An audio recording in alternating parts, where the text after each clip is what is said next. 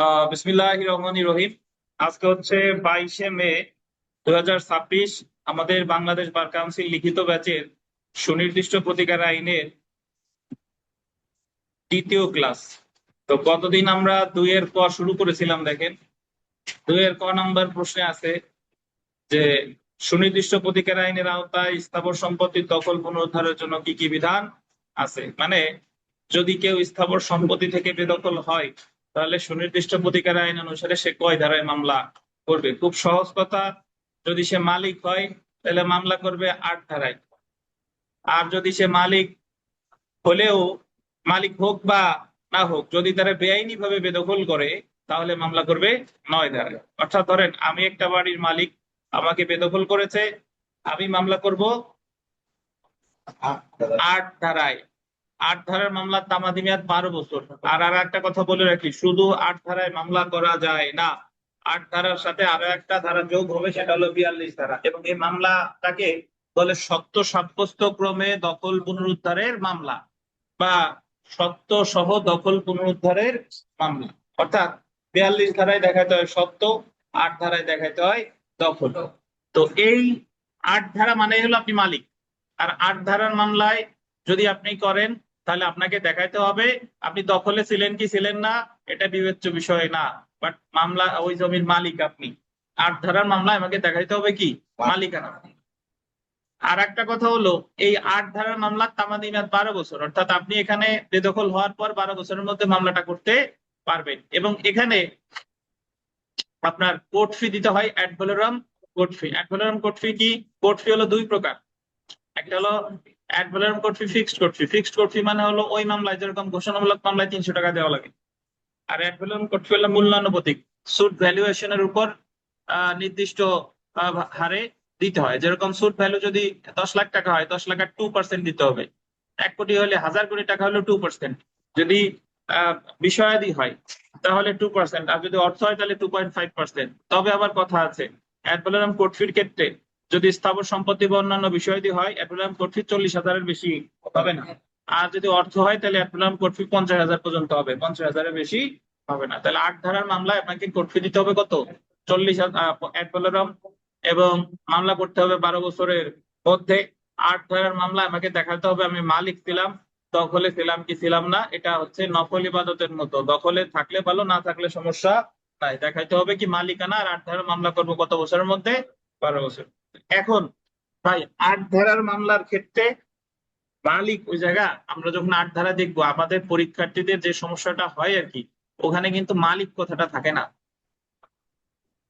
ওখানে লেখা আছে স্থাবর সম্পত্তির দখলের অধিকারী ব্যক্তি।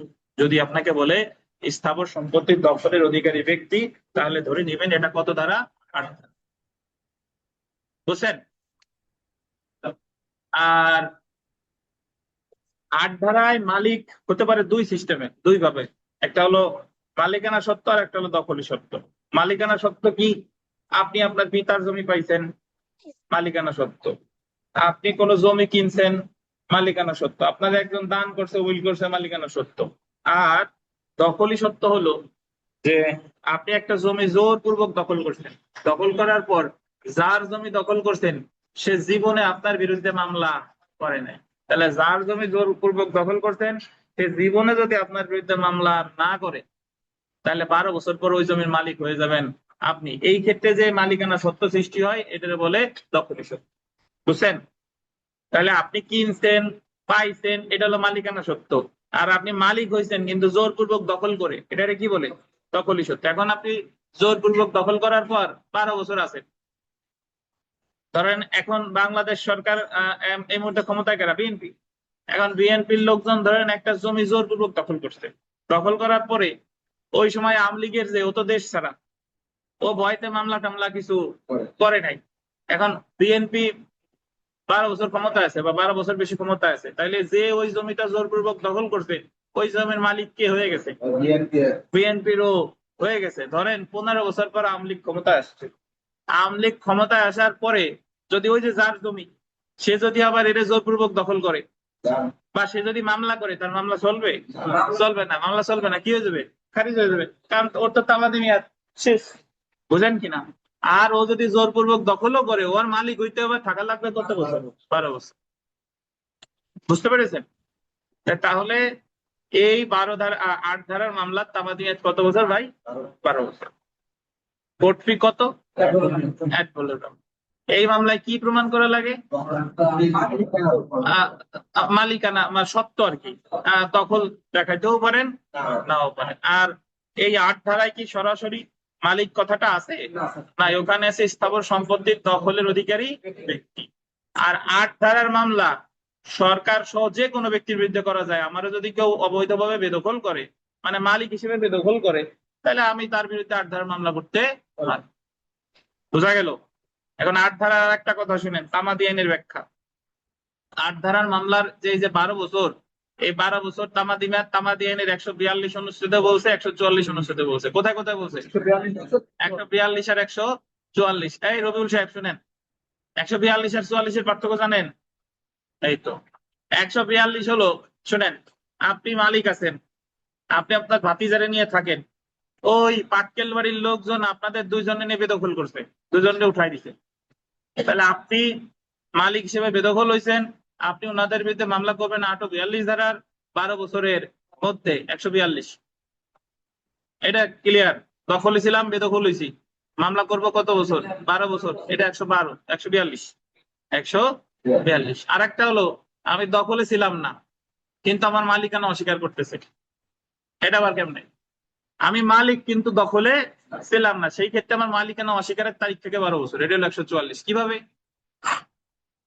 আপনি ধরেন পাটকেল বাড়ি একজনের একটা বাড়ি কিনছেন, ওই বিল্ডিং সহ বাড়ি কিনছেন, যে সামনে জায়গা জমি আছে, বাড়ি কিনছেন। এখন তার এত টাকা পয়সা দিয়ে দিচ্ছেন, এখন বাড়িতে যখন উঠবেন, ওই বাড়িতে এক ভাড়াটিয়া ছিল, সে বলতেছে এই বাড়ির মালিক আমি, এই বাড়ির মালিক আমি। তাহলে আপনি তো কিনছেন, এখন আরেকজন এসে দাবি করতেছে এই বাড়ির মালিক সে, তাহলে তার, আপনি কি ওই জমির দখলে ছিলেন? কেনার পরে না দখলে যাবেন। এখন সে যখন দাবি করতেছে, তখন তার বিরুদ্ধেও আপনারা 842 ধারা মামলা করতে হবে 12 বছরের মধ্যে। এটা হলো 144। আরো ভালো উদাহরণ দেই, আপনার পিতা জমি, আপনি পিতা মারা যাওয়ার পরে আপনি মালিক হলেন উত্তরাধিকার সূত্রে। এখন যখন দখলে যাবেন, দেখেন যে চাচা আছে আগে, চাচা বলতেছে বাবা এই জমির মালিক তোমার বাবা না, এই জমির মালিক আমি, বাট অ্যাকচুয়ালি মালিক আপনি।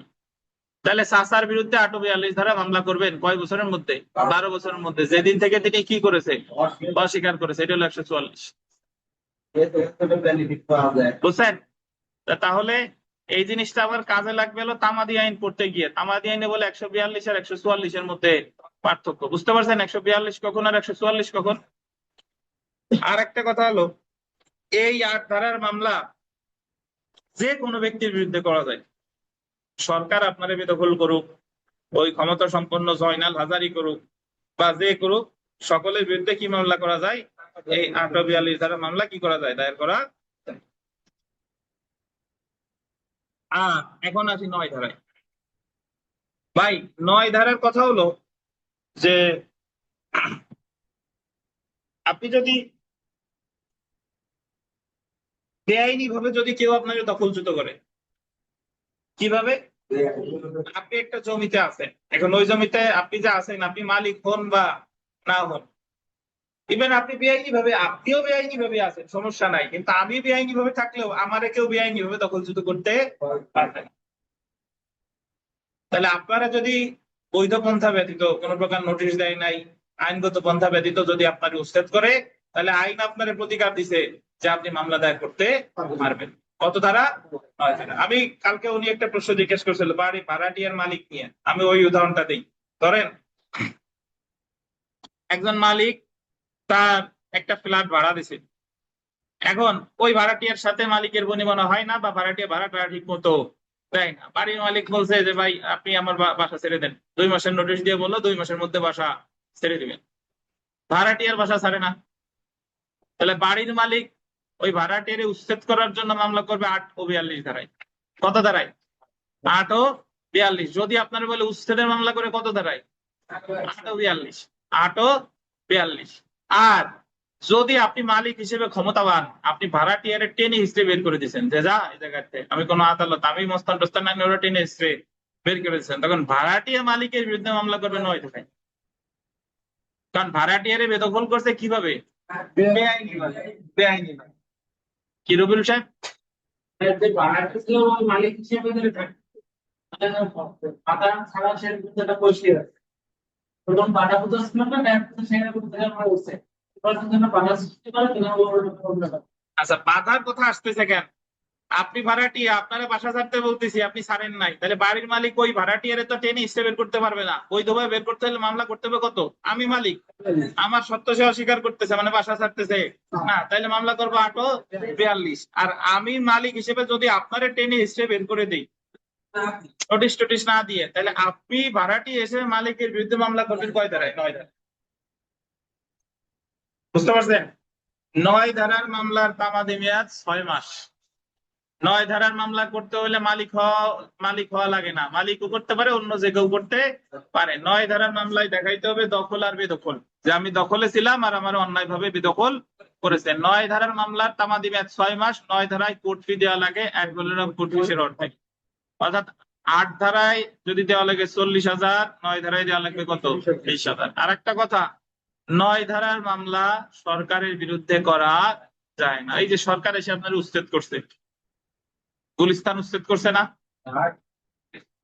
গুলিস্তান উচ্ছেদ করছে। গুলিস্তানে ওই যে যারা ছিল তারা কি ওই জমির মালিক না? এখন পুলিশ বা এখানে কেউ যদি গিয়ে তাদের কোনো প্রকার নোটিশ টোটিশ ছাড়া হঠাৎ করে যদি উচ্ছেদ করে, তাহলে তারা মামলা করবে কত ধারায়?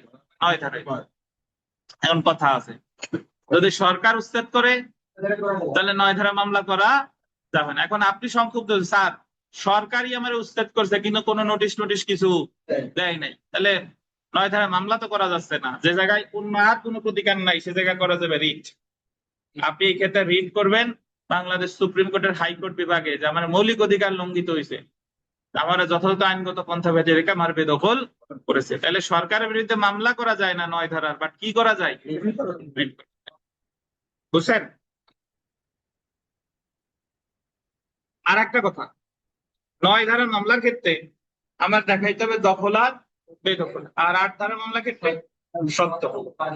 9 ধারার মামলা মালিকও পারে, অন্য কেউ পারে। এখন যদি বলেন স্যার 9 ধারার মামলা কেন মালিক করবে, ভাই 9 ধারায় বলে দিছে যে এই মামলায় আরো যদি অন্য কিছু সত্য চাওয়ার সুযোগ থাকে তাহলে সে চাইতে পারবে। অর্থাৎ মালিক ধরেন বেদখল হওয়ার পর 9 ধারার মামলা করছে, 9 ধারার মামলা সে হেরে গেছে, তখন সে 842 ধারা মামলাও করতে পারবে। 9 ধারার মামলা হারলে 9 ধারা করা যাবে না, কিন্তু 9 ধারার মামলা হারলে 842 করা যাবে। তাহলে 9 ধারার মামলা কি মালিক করতে পারে? পারে। মালিকও পারে, অন্য কেউ পারে। 9 ধারার মামলা তামাদি মেয়াদ কত? 6 মাস। 9 ধারার মামলা কার বিরুদ্ধে করা যায় না? সরকার বিরুদ্ধে। 9 ধারার মামলা কোর্ট ফি কত? আর একটা কথা শুনেন, আর একটা পার্থক্য হলো যে 9 ধারার মামলায় আপিল বা রিভিউ করা যায় না। 9 ধারার মামলায় কোনো ডিক্রি বা আদেশের বিরুদ্ধে কি করা যায় না?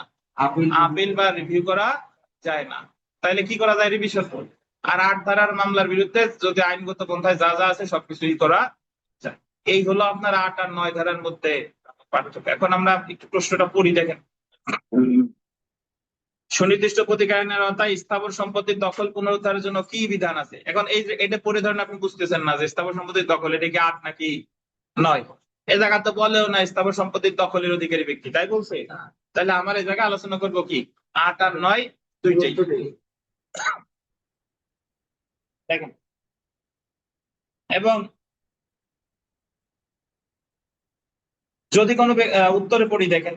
আচ্ছা, আর একটা কথা হচ্ছে আলোচনা করুন 2 নাম্বার, তারপরে অবলিক দিয়ে দেখেন, কোন সুনির্দিষ্ট স্থাপন সম্পত্তির খাস দখল উদ্ধারের মামলায় কোন বিষয়গুলো প্রমাণ করতে হবে। এখন এই খাস মানে যে ওই যে জমির মালিক সরকার, সেই খাস।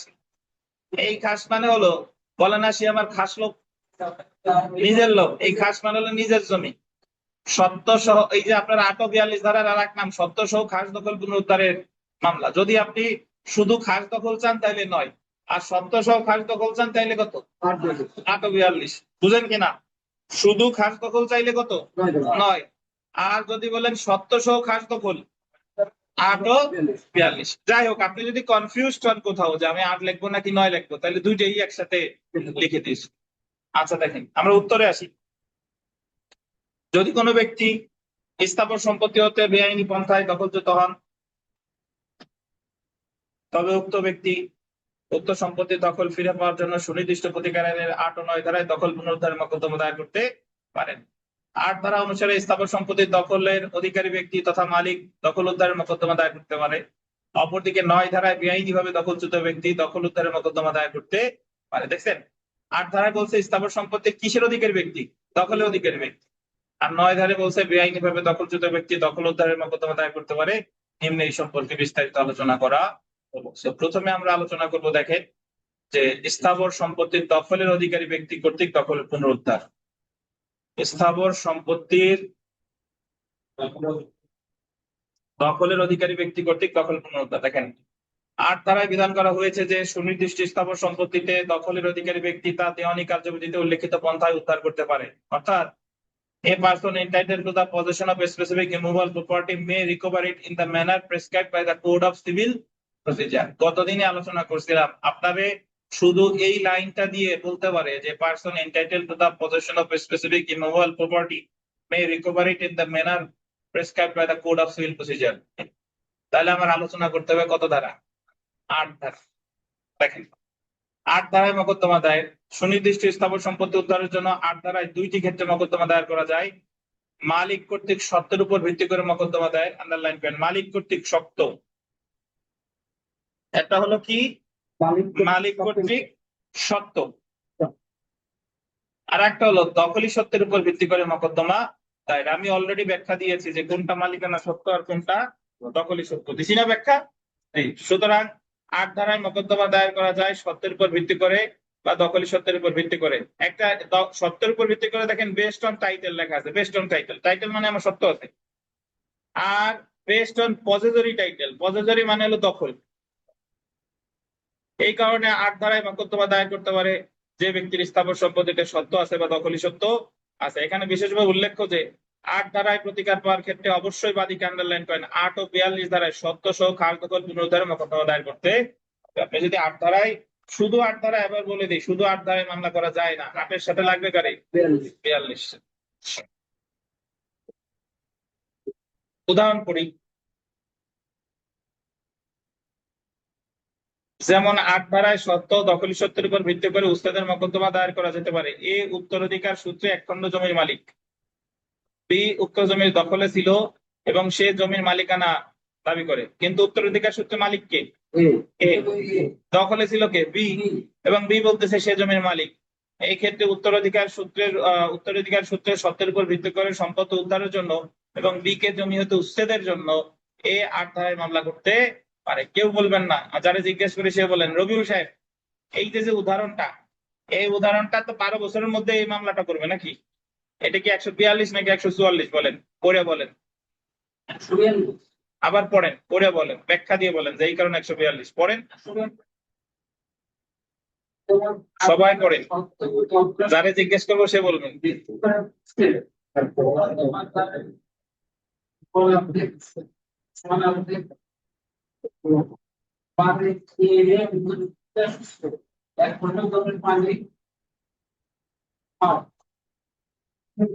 অনলাইনে যারা আছেন বলেন তো, এটা 142 না 144? 144 স্যার।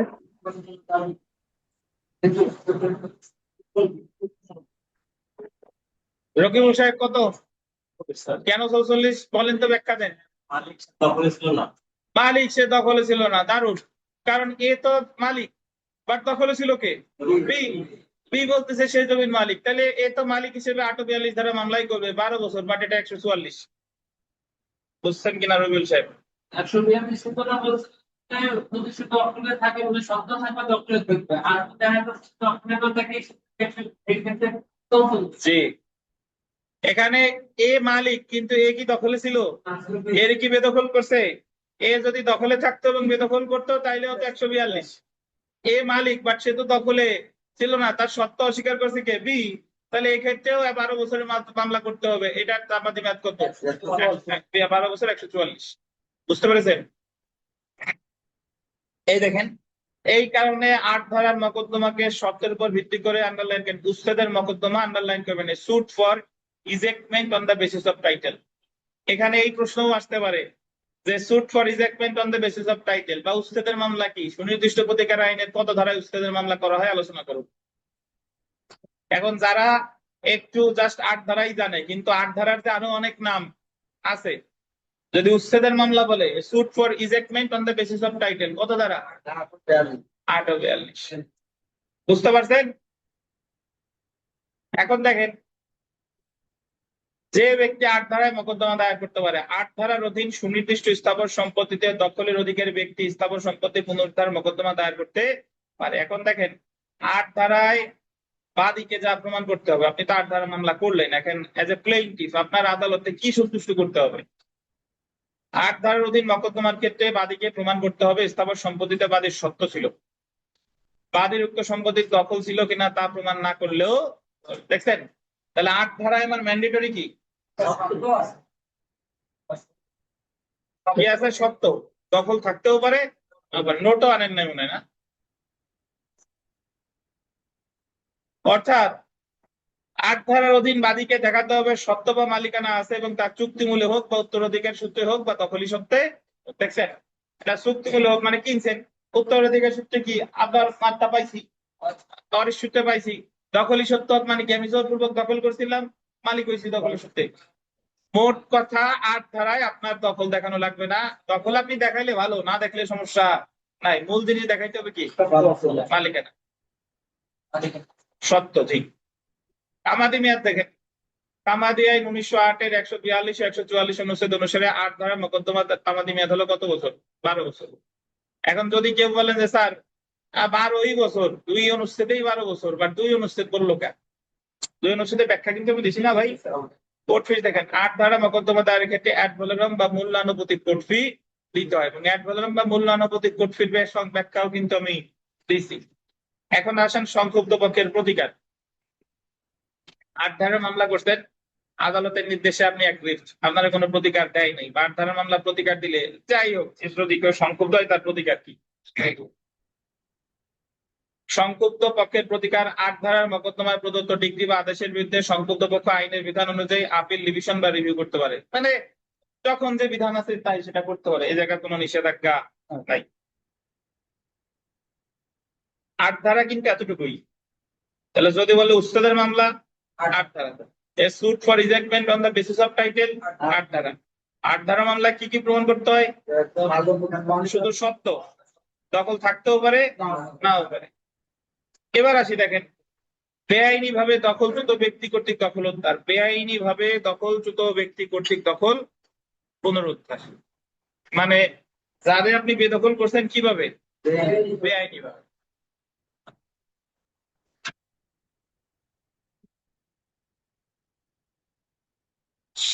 নয় ধারায় বিধান করা হয়েছে, যদি কোনো ব্যক্তি স্থাবর সম্পত্তি হতে দখলচ্যুত হয়, আন্ডারলাইন করবেন, তার সম্মতি ছাড়া, কি ছাড়া? সম্মতি ছাড়া এবং যথাযথ আইনগত পন্থা হয়ে গেছে, পন্থা হবে, রফলাটা কেটে দেবে, যথাযথ আইনগত পন্থা ব্যতীত, তাহলে সে অথবা তোর হয়ে গেছে, তার হবে, সে অথবা তার, সে অথবা তার মাধ্যমে দাবিদার কোনো ব্যক্তি মামলার মাধ্যমে তার দখল পুনরুদ্ধার করতে পারে, যদিও এইরূপ মামলায় অন্য যে কোনো সত্য দাবি করা যায়। এই লাইনটা আন্ডারলাইন করেন, যদিও এইরূপ মামলায় অন্য যে কোনো সত্য দাবি করা যায়।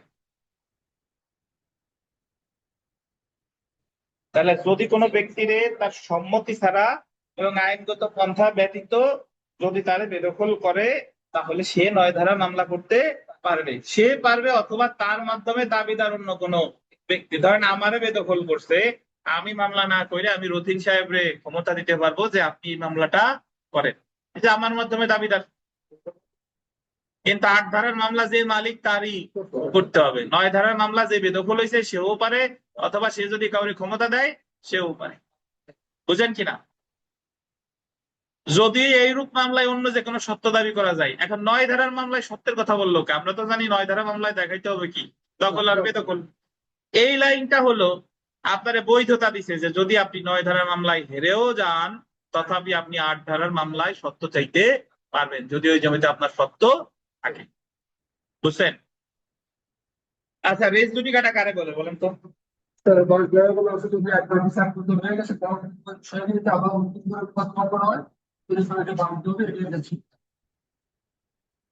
এই রবিউল সাহেব বলেন, রেস জুডিকাটার একটা উদাহরণ দেন রবিউল সাহেব।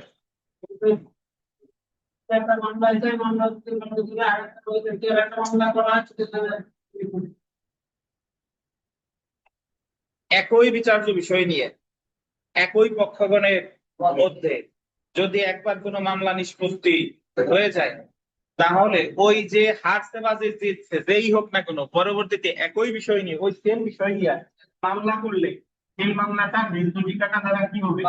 পালিত হবে। এই নিয়ম কেন করা হলো? কারণ যাতে আজীবন কোনো মামলা না চলে। রেস জুডিকাটা যদি না থাকতো তাহলে মামলা হারছে আবার কর।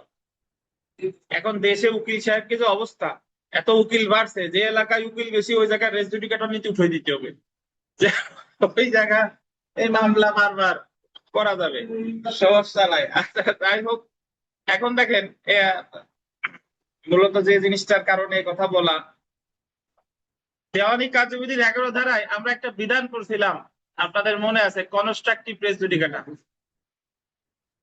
পরোক্ষ দোষারোপ। পরোক্ষ দোষ হলো এরকম ছিল যে যে কারণ বা যে যুক্তি আমি আগের মামলায় দেখাইতে পারতাম, আমি আগের মামলায় যদি না দেখাই, তাহলে পরে আপত্তিতে এসে যদি দেখাই, আদালত বলবে যে তুমি তো এই কথা আগেই বলতে পারতা, যেহেতু আগে বলো নাই, তোমার এই পরের মামলা কনস্ট্রাকটিভ রেস জুডিকাটা দ্বারা পালিত। ব্যাপারটা এরকম, ধরেন হাজবেন্ড ওয়াইফের মধ্যে ঝগড়া বাঁধছে বা দুই বন্ধুর মধ্যে ঝগড়া বাঁধছে, এখন ঝগড়া ওনাদের মিটে গেছে। এখন মিটায় দেওয়ার পরে মিটার পরে হঠাৎ একদিন পর মনে পড়ছে, আরে ঝগড়ার সময় তো এই কথা বলা উচিত ছিল, কেন ওরে ছাড় দিলাম। এইটা দায় যদি আবার পরে তুলেন, তাহলে এটা কনস্ট্রাকটিভ রেস জুডিকাটা দ্বারা পালিত হবে, কারণ এই ঝামেলা একবার কি মিটে গেছে। বাদ থাকে যদি কোনো কিছু জি, আমি উদাহরণ দিয়ে বুঝাই, শুনেন। একজন ব্যক্তি সে 842 ধারা মামলা করছে, 842 ধারা মামলা হেরে গেছে। 842 ধারা মামলা কি? মালিক হিসেবে দখল চাইছে নাকি? মালিক হিসেবে দখল চাওয়ার মামলা সে হেরে গেছে। কিছুদিন পরে সে আবার দখল চাইছে বন্ধক গ্রহীতা হিসেবে। সে মামলা করছে যে অমুক আমার কাছ থেকে টাকা নিছিল, টাকা নিয়ে এই জমি সে বন্ধক রেখে গেছে, তো আমি বন্ধক গ্রহীতা হিসেবে এই জমি দখল চাই। আগের বার দখল চাইছিল কি হিসেবে? মালিক হিসেবে। ওই মামলায় কি হেরে গেছে, এখন চাচ্ছে কি হিসেবে? বন্ধক গ্রহীতা। মামলা দুইটা আলাদা, কিন্তু মূল প্রতিকার কিন্তু এক। আগেও দখল চাইছিলাম, এখনো দখল চাইছি, বাট ওইটা ছিল 842 আর এটা হলো বন্ধক গ্রহীতা হিসেবে। তাহলে এই পরের মামলা খারিজ হবে। আদালত বলবে যে তুমি যে বন্ধক গ্রহীতা হিসেবে দখল চাচ্ছ, এটা তো আগের মামলায় চাইতে পারতা, বুঝছেন? যেহেতু তুমি আগের মামলায় চাও নাই, এই অধিকার ওই সময় শেষ হয়ে গেছে। এখন রবিউল সাহেবের মাথায় ঘুরতেছে যে তাহলে রেস জুডিকাটা আর কনস্ট্রাকটিভ রেস জুডিকাটার মধ্যে পার্থক্য কি? দুটো তো একই জিনিস। ঘুরতেছে না? রেস জুডিকাটা আর কনস্ট্রাকটিভ রেস জুডিকাটার মধ্যে পার্থক্য কি? ভাই পার্থক্য হলো, রেস জুডিকাটার ক্ষেত্রে দুইটা মামলার হুবহু সব এক। এটাও 842 ধারার মামলা, দ্বিতীয়টাও 842 ধারার মামলা। আর কনস্ট্রাকটিভ রেস জুডিকাটার ক্ষেত্রে দুইটা মামলা এক, বাট হুবহু না, আলটিমেটলি এক। ওই যে আমি প্রথম দখল চাইছি মালিক হিসেবে, পরেও দখল চাচ্ছি কি হিসেবে? বন্ধক গ্রহীতা হিসেবে। এই কারণে এদের বলছে পরোক্ষ দোষ। একটা হলো ভাত আমি সরাসরি খাওয়া, আর একটা হলো এইভাবে খাওয়া, বুঝছেন? মূল জিনিস কিন্তু ভাত খাওয়া। একটা খাচ্ছি সরাসরি, আর একটা খাচ্ছি কি ঘুরাই। এখন এই কথাটা আমি এই প্রশ্ন পড়ার সময় আনলাম কেন? আনার একমাত্র কারণ যে আমি তো 9 ধারার মামলা একবার হারছি। 9 ধারার মামলা আমি কি চাইছি? দখল। এখন আমি আবার বলছি যে 9 ধারার মামলা হারলে 842 ধারা মামলা করা যায়। তাহলে আদালত যদি বলে যে এই তুমি তো দখল একবার 9 ধারায় চাইছিলা, আবার 842 ধারায় দখল চাচ্ছ কেন? তোমার মামলা কনস্ট্রাকটিভ রেস জুডিকাটা দ্বারা বাড়িতে হবে। বলতে পারে না? বলতে পারে, কিন্তু এটা বলা যাবে না, কারণ এই বৈধতা দিছে কত ধারায়? 9 ধারায়। 9 ধারায় বলে দিছে যে এই মামলা হারার পরেও যদি সত্য থাকে আপনি সত্য চাইতে পারবেন, বুঝছেন? তাহলে আমরা বলতে পারি যে 9 ধারা হলো কনস্ট্রাকটিভ রেস জুডিকাটার একটা কি এক্সেপশন বা ব্যতিক্রম। মানে আমি যদি 9 ধারা মামলায় হারিও, আমার যদি সত্য থাকে, তাহলে আমি 842 ধারা মামলা করতে পারবো। এবং এই ক্ষেত্রে এটা কি কনস্ট্রাকটিভ রেস জুডিকাটা দ্বারা বাড়িতে হবে? না, হবে না। কেন হবে না? কোথায় বলা আছে? 9 ধারাই বলা আছে, এই যে ছোট্ট লাইনটা, যদিও এরূপ মামলায় অন্য যে কোনো সত্য দাবি করা যায়। এখন এত কথা বলার মূল কারণ হলো আপনাদের প্রশ্ন দেখা গেল একটা প্রবলেমেটিক প্রশ্ন দিয়ে দিছে, যে বড় একটা ফ্যাক্ট দিয়ে দিল যে সে 9 ধারা মামলা করছে। এখন 9 ধারা মামলা করার পরেও সে হেরে যাওয়ার পর 842 ধারা মামলা করছে। দ্বিতীয় আদালত 842 ধারা মামলা কনস্ট্রাকটিভ রেজ জুডিকেটা দ্বারা বারিত করছে। এখন দ্বিতীয় আদালত এই যে যে বারিত করলো, এটা কি সঠিক করলো কিনা? সঠিক করে নাই, তাহলে ওইটা ছিল বেআইনি নাকি? কারণ সে কত ধারার ব্যত্যয় ঘটাইছে? 9 ধারার ব্যত্যয় ঘটাইছে। আমরা চলে আসি 9 ধারার মকদ্দমা দায়ের। দেখেন, সুনির্দিষ্ট স্থাবর সম্পত্তি দখল উদ্ধারের জন্য 9 ধারায় মকদ্দমা দায়ের করা যায় একটি ক্ষেত্রে। শুধুমাত্র বাদীর পূর্ববর্তী দখলের উপর ভিত্তি করে মকদ্দমা দায়ের করা যায় যে ক্ষেত্রে বাদীর সম্মতি ছাড়া এবং আইনগত পন্থা ব্যতীত তাকে দখলচ্যুত করা হয়েছে। কি ছাড়া? সম্মতি ছাড়া এবং আইনগত পন্থা ব্যতীত তাকে দখলচ্যুত করা হয়েছে। 9 ধারায় মকদ্দমা দায়ের করা যায় পূর্ববর্তী দখলের উপর ভিত্তি করে যে ক্ষেত্রে বাদীর সম্মতি এবং আইনগত পন্থা ছাড়া অর্থাৎ বলপূর্বক তাকে দখলচ্যুত করা হয়েছে। উদাহরণ দেখেন, এ এক খণ্ড জমির দখলে ছিল, বি একে সম্মতি এবং আইনগত পন্থা ব্যতীত উক্ত দখল হতে দখলচ্যুত করে। এই ক্ষেত্রে এ তার পূর্ববর্তী দখলের উপর ভিত্তি করে দখল পুনরুদ্ধারের জন্য 9 ধারার মকদ্দমা দায়ের করতে পারে। এই ক্ষেত্রে সত্য বা মালিকানা ছিল কে ছিল না তা বিবেচ্য বিষয় না। পূর্ববর্তী দখল ছিল কিনা এবং সম্মতি ছাড়া এবং আইনগত পন্থা ব্যতীত দখলচ্যুত করা হয়েছে কিনা সেটা 9 ধারায় বিবেচ্য বিষয়। বুঝেন কিনা? এখন আমরা চলে আসি, এই যে যে পয়েন্ট গুলা দিছে এগুলা এই পয়েন্ট আকারে লিখবেন, আপনারা ঢালাও ভাবে লেখেন, এগুলো টাইটেল দিয়ে লিখবেন এইভাবে আন্ডারলাইন করে। যে ব্যক্তি 9 ধারার মকদ্দমা দায়ের করতে পারে, অবশ্যই সবুজ কলম দিয়ে দাগাবেন নাকি? লাল দিলে আরো বেশি ভালো হয় না? কালো ছাড়া আর কিছু ব্যবহার করার দরকার নাই। বার কাউন্সিলের খাতায় শুধু কি ব্যবহার করবেন? কালো কালি, আর কিছু না। আন্ডারলাইন করবেন ও কালো কালি দিয়ে। 9 ধারার অধীন স্থাবর সম্পত্তি দখল পুনরুদ্ধার করার মকদ্দমা দায়ের করতে পারে সম্মতি ছাড়া আইনগত পন্থা ব্যতীত যে ব্যক্তিকে দখলচ্যুত করা হয়েছে অথবা তার দ্বারা দাবিদার কোনো ব্যক্তি। এখন আমরা চলে আসি যে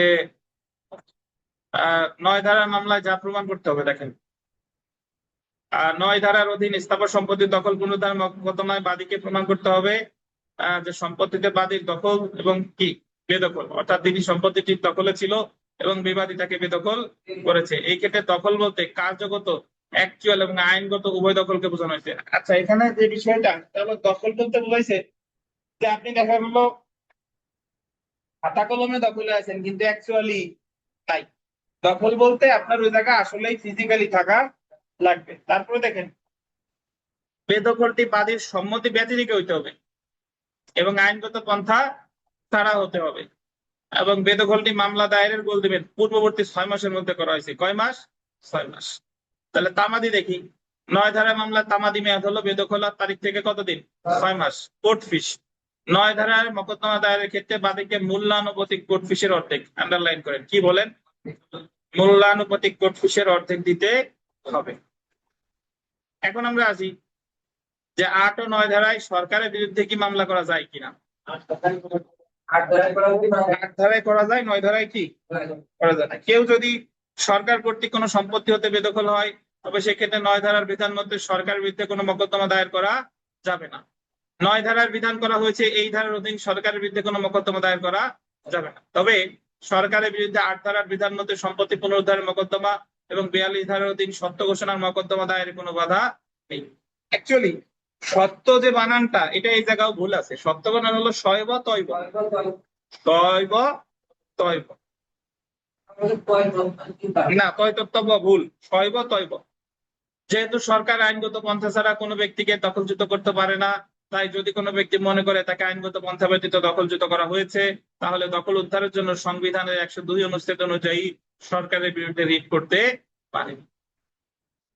এখানে ছোট্ট করে একটা কথা একটু লিখে রাখেন, সেটা হলো যে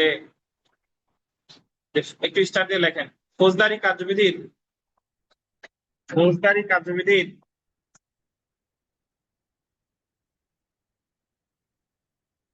145 ধারার বিধান মতে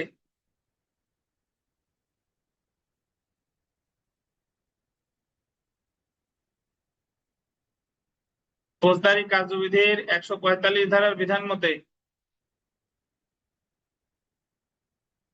কাউকে বেদখল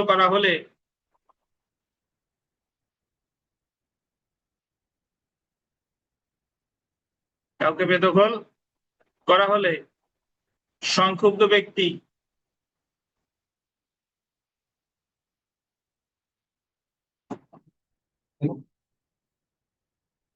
নয় ধারায় মামলা করতে পারবেন না।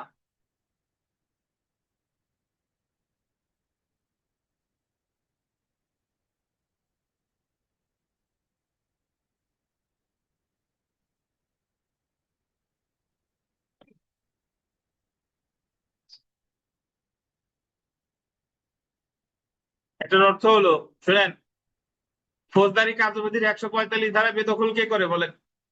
আদালত করে। আদালত যদি কেউ বেদখল করে, মানে সরকার আদালত করে, মানে কি সরকার করে? সরকার বেদখল করলে কি নয় ধারা মামলা করা যাবে ভাই? যাবে না।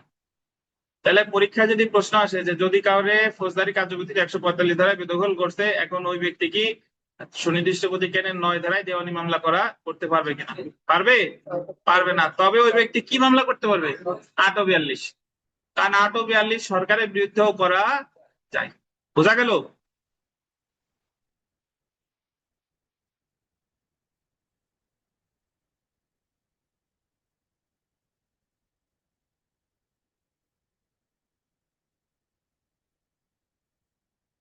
আচ্ছা, স্যার রিভিশন করতে পারবে না?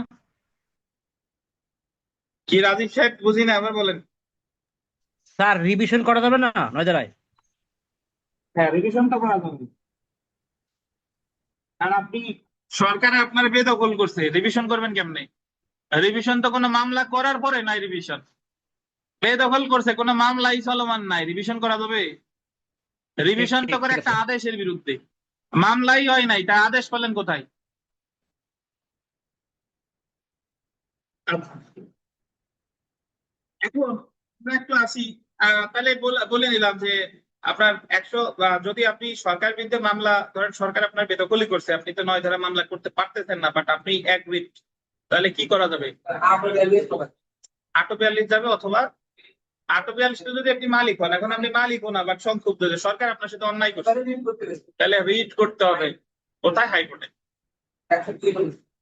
দেখেন, 8 ও 9 ধারার অধীন প্রদত্ত ডিক্রি বা আদেশের বিরুদ্ধে প্রতিকার। 9 ধারার বিধান অনুযায়ী দায়েরকৃত মামলায় প্রদত্ত আদেশ বা ডিক্রির বিরুদ্ধে কোনো আপিল বা রিভিউ করা যাবে না। তবে 9 ধারায় প্রদত্ত কোনো আদেশ বা ডিক্রির বিরুদ্ধে রিভিশন দায়ের করা যাবে। 9 ধারায় প্রদত্ত কোনো ডিক্রির বিরুদ্ধে রিভিশন করলে হাইকোর্ট বিভাগে, এবং আদেশের বিরুদ্ধে রিভিশন করলে জেলা জজ বা হাইকোর্ট বিভাগে দায়ের করতে হবে। এছাড়া 8 ধারায় মোকদ্দমায় প্রদত্ত ডিক্রি বা আদেশের বিরুদ্ধে সংক্ষুব্ধ পক্ষ আইনের বিধান অনুযায়ী আপিল, রিভিউ বা রিভিশন দায়ের করতে পারবে।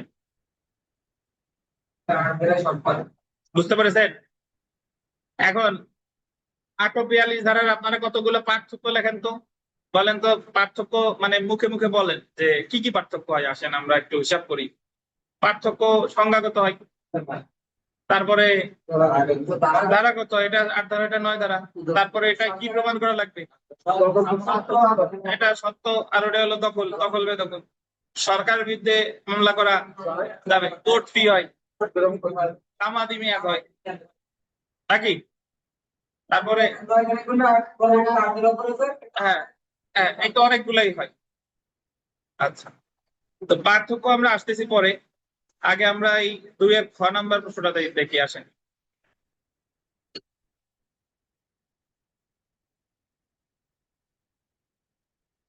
সুনির্দিষ্ট কোন স্থাবর সম্পত্তির খাস দখল উদ্ধারের মামলা খারিজ হওয়ার পর উক্ত খারিজাদের সম্বলিত রায়টি রদ রহিতের প্রার্থনা না করে বাদী নতুন ভাবে একই বিষয়বস্তু নিয়ে মামলা দায়ের করতে পারে কি?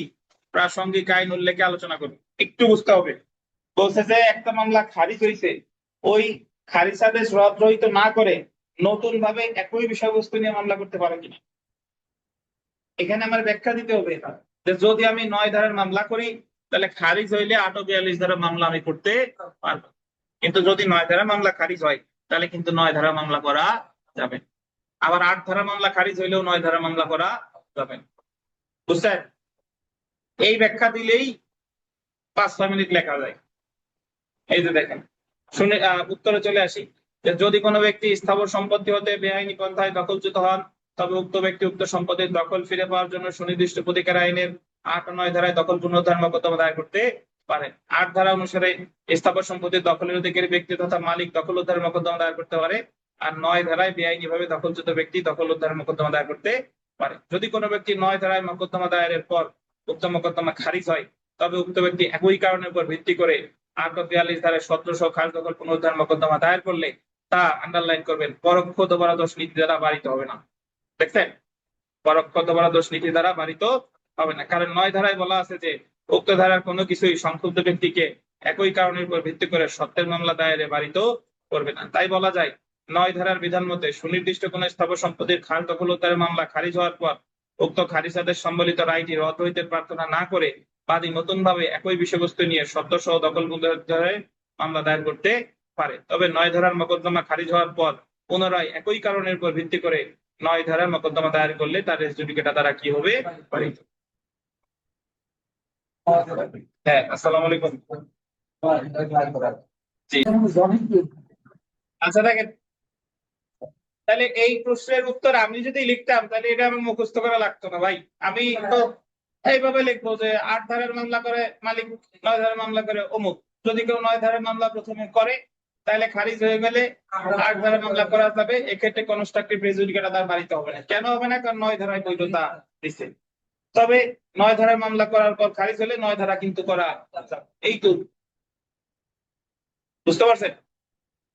আসেন আমরা 1 নম্বরে চলে আসি যে সুনির্দিষ্ট প্রতিকার আইনের 8 ও 9 ধারার মধ্যে পার্থক্য গুলো কি কি।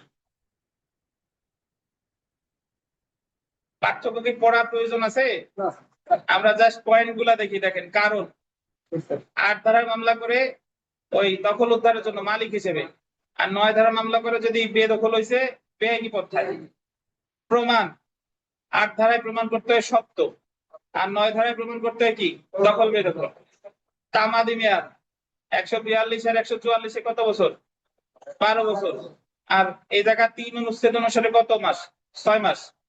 সরকার বিরুদ্ধে মামলা, 9 ধারা মামলা কি সরকার বিরুদ্ধে দায়ের করা যায়?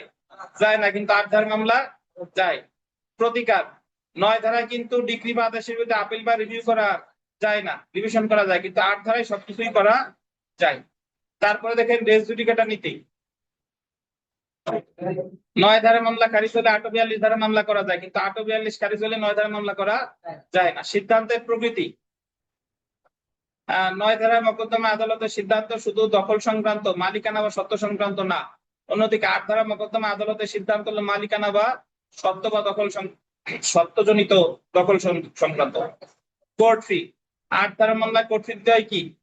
মূল্যানুপাতিক, আর 9 ধারায় মূল্যানুপাতিকের অর্ধেক। তারপর 9 নাম্বার দেখে মালিকের বিরুদ্ধে করা যায় কিনা। 8 ধারা মোকদ্দমা মালিকের বিরুদ্ধে দায়ের করা যায় না, কিন্তু 9 ধারা মামলা মালিকের বিরুদ্ধেও করা যায়। 10-এ আসেন আশু প্রতিকার। 8 ধারা মোকদ্দমায় প্রতিকার পাওয়া সময় সাপেক্ষ ব্যাপার। সাপেক্ষতে ওই জফলাটা কেটে দেন, কি হতে জ আছে ওটা কেটে দেন। কিন্তু 9 ধারায় খুব দ্রুত প্রতিকার লাভ করা যায়, যেহেতু এই জায়গা কাগজ টাগজ দেখা লাগে না, এই জায়গা দেখবে কি? দখল আর বেদখল। বুঝতে পেরেছেন? আপনি 8 ও 9 ধারা পারতেন, কিন্তু এইভাবে কিন্তু চিন্তা ভাবনা করেন নাই যে প্রশ্ন এইভাবে আসতে পারে। ঘ নাম্বারটা দেখেন,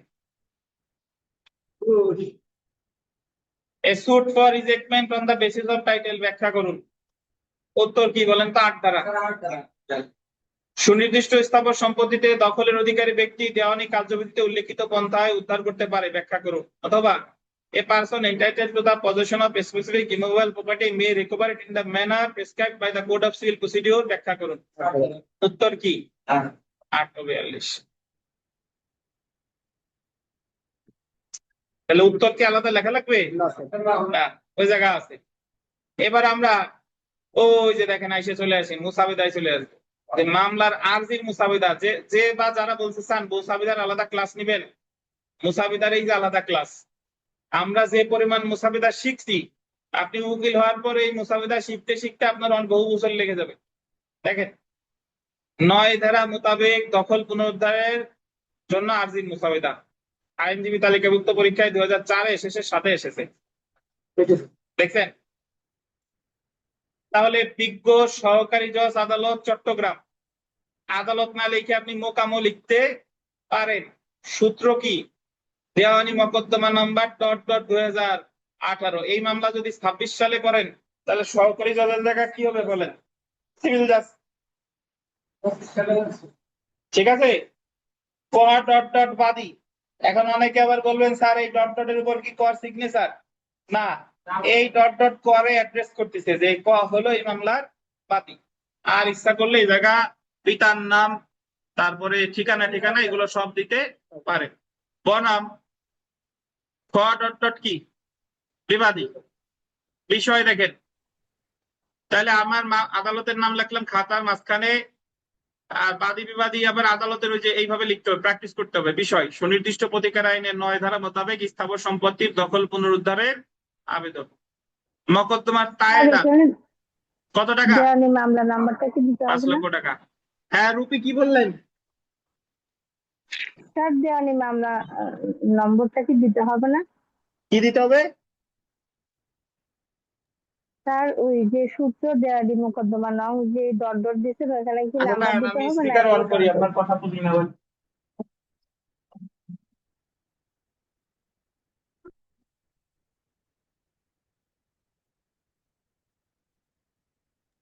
ওই নাম্বারটা আদালত দিবে, ডট ডট ডট ডটের জায়গায় আদালত দিবে। হ্যালো, বললাম ওই যে ডট ডট জায়গাটার জায়গায় আর নাম্বারটা আদালত দিবে, ওই নাম্বারটা আদালত বসাবে সেরেস্তাদার। রুপি বলেন, রুপি, এবার বলেন, আমি শুনতে পারি না, বলেন। স্যার ওই দেওয়ানি মোকদ্দমা নং একটু ডট জোরে ডট বলেন। যেখানে আছে সেখানে সেখানে কি নাম্বারটা আদালত দিবে নাকি আমাদেরকে লেখার সময় ডট ডট দিতে হবে? আচ্ছা, ওখানে ডট ডট থাকবে, নাম্বারটা তো আদালত। আদালতে কয়টা মামলা হয়েছে না হয়েছে আদালত জানে, আপনি কেমনে জানবেন? এই মামলা তো এখনো দায়ের হয় নাই। যে দরখাস্ত আমি নতুন দিব, যে মামলাটা নতুন করতেছি, এই মামলার নাম্বার দিবে আদালত। বুঝতে পারছেন? সেই নাম্বার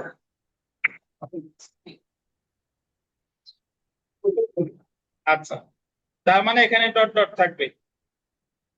এখন এই এই জায়গায় নাম্বার বসানো যাবে না। এবার আসেন বাদী পক্ষের বিনোদন নিবেদন। এই যে ধরেন আপনি যখন বাংলাদেশ বার কাউন্সিলে ইন্টিমেশন দিচ্ছেন, ওই জায়গায় আপনি রোল দিতে পারবেন? রোল পাওয়া যাবে কখন? যখন বার কাউন্সিল দিবে তখন। আর রোল একবার যখন আমি রেজিস্ট্রেশন নাম্বার একবার আমি পেয়ে যাব, তখন আর বার কাউন্সিল চাওয়া লাগবে না। তখন এই যে রেজিস্ট্রেশন, সরি, ওই যে আমি যদি ফর্ম পূরণ করি তাহলে ওই নাম্বার দিলেই হবে। এখন 9 ধারার মামলা আমার কি লেখা লাগবে ভাই? যে এই আপনি এই প্রথম লাইনটা দেখেন, বাদী একজন স্থায়ী নাগরিক, আইনের প্রতি শ্রদ্ধাশীল বটে, অন্যদিকে বিবাদী এলাকার বিত্তবান প্রভাবশালী দখলবাজ পরধনলোভী ব্যক্তি। এটা প্রতিটা মামলায় এই লেখাটা থাকবেই। বাদী যেটা করছে, বাদী হলো ধোয়া তুলসী পাতা, আর বিবাদী হলো সবচেয়ে খারাপ। আচ্ছা, বাদী নিম্ন তফসিলভুক্ত 10% জমি 10 বছর যাবৎ নিরবিচ্ছিন্ন ভাবে ভোগ দখল করে আসছে। কতদিন যাবৎ? 10 বছর যাবৎ। অত্র মকদ্দমার বাদী এবং বিবাদী উভয় প্রতিবেশী এবং তর্কিত জমির প্রকৃত মালিক আমেরিকাতে অবস্থান করছে। বাদী প্রকৃত মালিকের অনুমতি নিয়ে উক্ত সম্পত্তি ভোগ দখল করে আসে। বাদী বলতেছে যে আমি জমির মালিক না, কিন্তু যে মালিক তার কাছ থেকে অনুমতি নিয়ে আমি এই জমিতে আছি। তর্কিত জমি আদালতের এখতিয়ারাধীন, মানে আমি যে আদালতে মামলা করছি এটার প্রমাণ হলো এই লাইন, তর্কিত জমি আদালতের এখতিয়ারাধীন। যেহেতু উক্ত জমিতে বাদী দখলদার থাকা অবস্থায় 12/5/2018 তারিখে বিবাদী পক্ষ কতিপয় সন্ত্রাসী নিয়ে অবৈধভাবে জমিতে প্রবেশ করে মারপিট করে তফসিল বর্ণিত, বললেন তফসিল বর্ণিত সম্পত্তির দখল গ্রহণ করে, যেহেতু বাদী বেআইনিভাবে সম্পত্তি থেকে বেদখল হয়েছে, সেহেতু পুনরায় দখল পেতে বেদখল হওয়ার পর দখল পুনরুদ্ধারের উদ্দেশ্যে 6 মাসের মধ্যে অত্র মোকদ্দমা দায়ের করেছে। বলে দিছি যে আমি দখল হওয়া বেদখল হওয়ার কয়দিনের মধ্যে? 6 মাসের মধ্যে। বাদী কর্তৃক দায়েরকৃত মোকদ্দমার কারণ তফসিল বর্ণিত সম্পত্তিতে 12/5/2018 তারিখে বিবাদী কর্তৃক বাদীর বেদখল হওয়ার সময় থেকে উদ্ভব হয়েছে। এবং আরো বলে দিলাম যে মামলার কারণ উদ্ভব হয়েছে অমুক তারিখে। অত্র মোকদ্দমাটি একটি দখল পুনরুদ্ধারের মোকদ্দমা এবং মোকদ্দমার সম্পত্তির তায়েদাত মূল্য অনুসারে অর্ধেক কর্তৃ প্রদান পূর্বক এখতিয়ারাধীন অত্র আদালতে মোকদ্দমাটি দায়ের করা হলো। যেহেতু অনয় ধারা মামলা, কত কর্তৃ? অর্ধেক। বাদী উক্ত সম্পত্তিতে দখলের অধিকারী এবং যদি বাদীর পক্ষে দখল পুনরুদ্ধারের ডিগ্রি প্রদান না করা হয় তাহলে বাদীর কি হয়ে যাবে? অপরিণয় ক্ষতি হয়ে যাবে। শুনানিকালে অন্যান্য বক্তব্য যাবতীয় তথ্য উপস্থাপন করা হবে। অতএব প্রার্থনা কিন্তু সবাই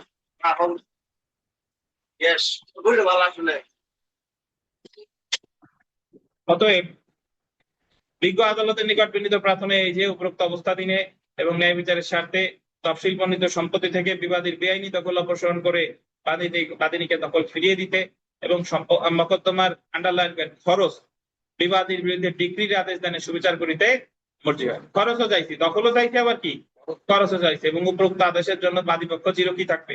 কৃতজ্ঞ থাকবে। ইতি তারিখ। এখন দিতে হবে তফসিল। তফসিল মানে ওই যে সম্পত্তি নিয়ে মামলাটা, ওটার বিবরণ দিবেন।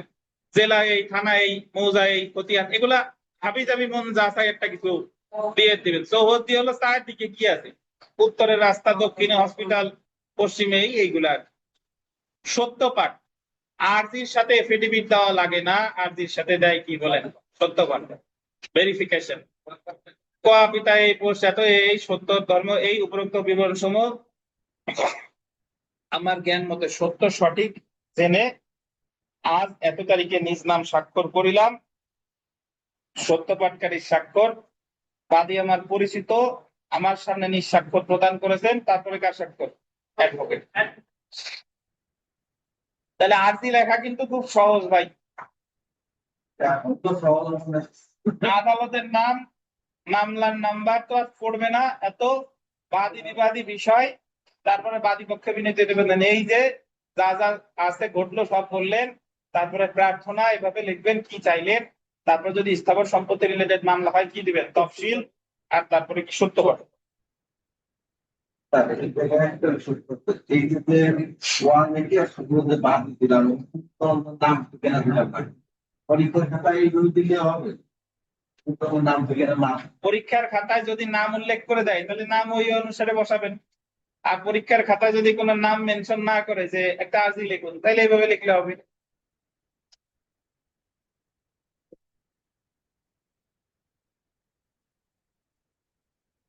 দেখেন আমরা পরে আর একটা দেখি।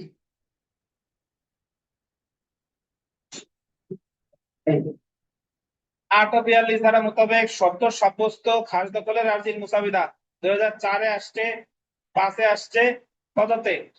6 আসছে। তো যদি আপনারা বলে থাকেন যে মুসাবিদা আগে আসতো না, আপনাদের ধারণা ভুল।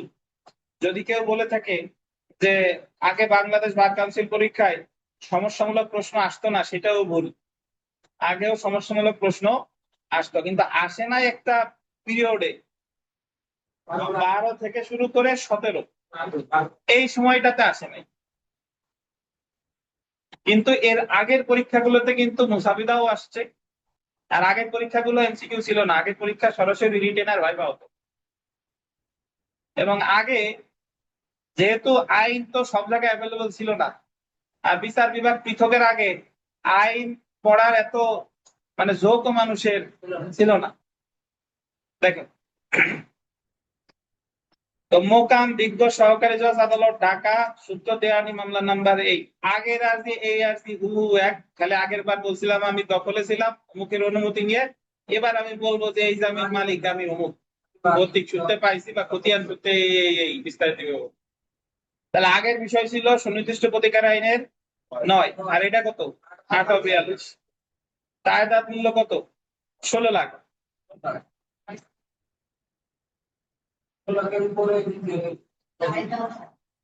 তায়েদাত মানে মূল্য, সুট ভ্যালুয়েশন, সুট ভ্যালু। জি, দেখেন আমরা একটু পড়ি। জি, 40,000। কেন 40,000 দেবেন? বোর্ড ফির কথা বলতেছে, বোর্ড ফি তো পরের বিষয়। 16 লাখের 2%, 2% যদি 40,000-এর বেশি হয় তাহলে 40,000 দিলেই হবে। জি, এখন অনেকে করে কি কোর্ট ফি কম দেওয়ার জন্য তাদের মূল্য কম দেখায়, তো তখন বিবাদী হিসেবে দরখাস্ত দেবে, আর এই যে দেখেন ওর জমির মালিকই ফাঁকি দেওয়ার জন্য এই মূল্য লেখছে, কোর্ট ফি কম দিয়েছে, আর্জি খারিজ করা হোক। ঠিক আছে। আচ্ছা, এখন দেখেন বাদী পক্ষের বিনোদন নিবেদন এই যে, এই জীবন কেন ঘুমান নাই রাতে? দেখেন, বাদী বাংলাদেশের একজন স্থায়ী নাগরিক এবং আইনের প্রতি শ্রদ্ধাশীল বটে, অন্যদিকে বিবাদী এলাকার প্রভাবশালী দখল পরধনলোভী। দেখছেন, নিম্ন তফসিল বর্ণিত সম্পত্তি, বাদীর সদ্য খাসদখলি সম্পত্তি, সেখানে বাদীর বসতবাড়ি রয়েছে। উক্ত বসতবাড়িতে বাদী পরিবার বর্গ নিয়ে 28 বছর যাবৎ বসবাস করে আসছে। কত বছর? 28। বাদীর নামে উক্ত মৌজায় পিএস এবং আরএস খতিয়ানে, পিএস তো না পিএস নাকি, পিএস লেখেন, আর আরএস খতিয়ানে উপরোক্ত দাগের জমি সঠিকভাবে লিপিবদ্ধ হয়ে চূড়ান্ত ভাবে কি হয়, প্রকাশিত হয়। মানে বোঝাচ্ছে যে এই জমির মালিক হলো বাদী। উক্ত জমিতে বাদী দখল থাকা অবস্থায় 7/5/2018 তারিখে তার প্রতিবেশী এলাকার সন্ত্রাসী লোকজন নিয়ে বাদীকে তার দখল থেকে বেদখল করে। বিবাদী একখানা ভুয়া দলিল দেখিয়ে উক্ত সম্পত্তি তার বলে দাবি করে এবং সন্ত্রাসী দলবল নিয়ে বাদীকে বেদখল করে। বাদী পৈতৃক সূত্রে উক্ত সম্পত্তির অধিকারী, সেখানে দীর্ঘ 28 বছর ধরে তার পিতার তৈরি পাকা বাড়িতে বসবাস করতেছে। উক্ত সম্পত্তিতে বিবাদীর কোনো দখল নাই। বিবাদীর জমি ক্রয়ের যে দলিল দেখিয়েছে তা কি জাল, তাই উক্ত দলিলটি বাদীর উপর বাধ্যকর না এবং সম্পত্তিতে বাদী সত্য ঘোষণা করে বাদীকে দখলার্পণ না করলে বাদীর কি হবে, অপূরণীয় ক্ষতি হবে। বিবাদী কর্তৃক দাবিকৃত বিক্রয় দলিলটি 15/7/1992 সালে সম্পাদিত বলে গণ্য এবং অরেজিস্ট্রিকৃত। 7/5/2018 তারিখে বিবাদী তার সন্ত্রাসী দলবল নিয়ে বাদীকে বেদখল করেছে এবং তার নিকট একটি ভুয়া বিক্রয় দলিল আছে বলে দাবি করেছে। তাই উক্ত তারিখ হতে মকদ্দমা দায়েরের কারণ কি হয়েছে, সৃষ্টি হয়েছে। মকদ্দমাটি তামাদি আইনে বারিত হওয়ার পূর্বেই অত্র আদালতে দায়ের করা হয়েছে। আদালত মকদ্দমাটি শুনতে এবং বিচার করতে এখতিয়ার সম্পূর্ণ। শুনানিকালে অন্যান্য বক্তব্য যাবতীয় তথ্য উত্থাপন করা হবে। এখন আমার প্রেয়ার, আমি কি চাই? অতএব বাদীর বিনীত প্রার্থনা এই যে বিজ্ঞ আদালত নালিশি সম্পত্তিতে বাদীর সত্য ঘোষণা করতে, বিবাদী কর্তৃক দাবিকৃত জাল দলিলটি বাদীর উপর বাধ্যকর নয় মর্মে ঘোষণা করতে, বাদীকে তার পৈতৃক সম্পত্তিতে দখল অর্পণ করতে, আইন এবং ইকুইটি মতে অন্য যে সকল প্রতিকার বাদী পেতে পারে সেই সকল প্রতিকার দিতে একান্ত কি হয়, মর্জি হয় এবং আদালতের এমন আদেশে বাদী পক্ষ চিরকৃতজ্ঞ থাকে। তাহলে আমি বাদী হিসেবে চাইছি প্রথমে সত্য, জাল দলিল অবৈধ চাইছি, দখল চাইছি, এছাড়া আইন মতে যদি অন্য কোনো প্রতিকার আমার দেওয়া যায় সেটাও চাইছি। তফসিল মৌজায় এই থানায় এই চৌহদ্দি তফসিল একসাথে দিলেই হবে সত্যবাদ। এখন এ জায়গায় একটা বিষয় দেখেন, যদি আপনার লিখিত জবাব বলে, ধরেন এটার জবাব লিখতে হবে, তখন কি হবে? জবাবের ক্ষেত্রে মোকাম এই জবাবের ক্ষেত্রে কিন্তু মামলা বসাইতে হবে নাম্বার, তখন তো মামলা দায়ের হয়ে গেছে। বাদী এই বিবাদী এই বিষয় অমুক মামলার বাদী পক্ষের আর্জির প্রেক্ষিতে বিবাদী জবাব, লিখিত জবাব, তায়দাদ মূল্য এই, তারপর বিবাদী পক্ষ বিরুদ্ধে নিবেদন, এই যে বাদী যা যা দাবি করছে সব কি করবো, অস্বীকার করবো। আর তারপরে এই যে প্রার্থনা এই তফসিল হচ্ছে সত্যবাদ, আর বিবাদী বলবে তার মামলা খারিজ করা হোক, তার আর্জি খারিজ করা হোক, সে কোর্ট ফি কম দিয়েছে, এই মামলার কোনো ভিত্তি নাই, কজ অফ অ্যাকশন নাই, যা যা বলা যায়, এই হলো জবাব।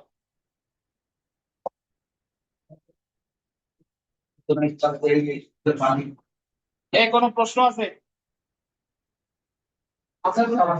বলেন কি প্রশ্ন? খাস দখল, খাস দখল মানে আপনার, খাস দখল মানে নিজের দখল। খাস জমি, এই জায়গায় খাস বলতে নর্মালি আপনার খাসের দুইটা অর্থ, এক খাস জমি মানে হলো যেটার মালিক সরকার, আর খাস দখল মানে হলো আমার নিজের জমি, নিজের। বলে না যে অমুক আমার খাস লোক, আপন লোক, সেই খাস। তো আজকে আপনাদের এই পর্যন্তই, ভালো থাকেন। আগামীকাল স্যার উত্তর হ্যাঁ বলেন রুবি, বলেন। তো দেওয়ার যেগুলো মুসাবিদা করতে হবে সেখানে কি তফসিল তো সেখানে আর দিতে হবে না, না? কোনটায়? স্যার আবার বলেন। 842-এর এগেনস্টে যদি উত্তর দেওয়ার জন্য মুসাবিদের দিতে হয়, আহ, লিখিত জবাব দেওয়ার জন্য ওখানে কি এই তফসিল দিতে হবে? হ্যাঁ, দিতে হবে। যে জমি নিয়ে মামলাটা হয়েছে সেই তফসিল দিবেন না? সেখানে কি সত্যপাঠ দিব নাকি হলফনামা দিব? ওখানেও সত্যপাঠ। সহায়তাশের 15 বিধিতে ভেরিফিকেশন, প্লিডিংস এ ভেরিফিকেশন হয়, সত্যপাঠ আজ দিতে হবে, লিখিত জবাবেও হবে।